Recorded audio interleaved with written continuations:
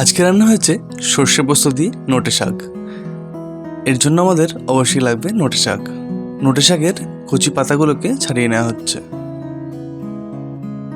আর লাগবে সর্ষে আর পোস্ত। রান্নাটাকে অথেন্টিক রাখার জন্য আজকে আমরা শিলনোড়ায় এই সর্ষে আর পোস্তটা বেটে নিয়েছি। যাদের বাড়িতে শিলনোড়া নেই তারা গ্রাইন্ডার ইউজ করতেই পারো। মা খুব সুন্দর করে সর্ষের পোস্তটা বেটে নিচ্ছে। এই রান্নাটা মায়ের ঠাম্মার থেকে শেখা। এটা মূলত পূর্ববঙ্গেরই রান্না। এই রান্নাটা খুবই ইউনিক আর সুস্বাদু। সর্ষে পোস্ত বাটা হয়ে গেছে, একটা পাত্রে বাটাটা তুলে রাখা হয়েছে। এইবার কড়াইয়ে দিয়ে দেওয়া হলো সর্ষের তেল আর ফোড়নের জন্য শুকনো লঙ্কা আর কালো জিরে। তারপর দেওয়া হলো বেছে রাখা নোটে শাকগুলো। সব শাক দেওয়া হয়ে গেলে এগুলোকে ভালো করে নেড়েচেড়ে নেওয়া হচ্ছে। দিয়ে দেওয়া হলো স্বাদ মতো লবণ। ভালো করে মিশিয়ে নেওয়া হচ্ছে।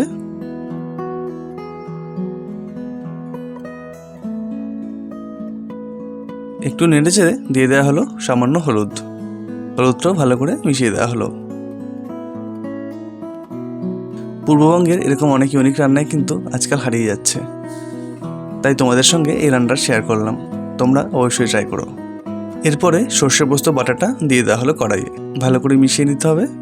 ব্যাস, আর কিন্তু কোনো ঝামেলাই নেই। এই দুটো জিনিস ভালো করে রান্না হয়ে গেলেই তাহলেই আমাদের এই শাক কিন্তু কমপ্লিট হয়ে যাবে।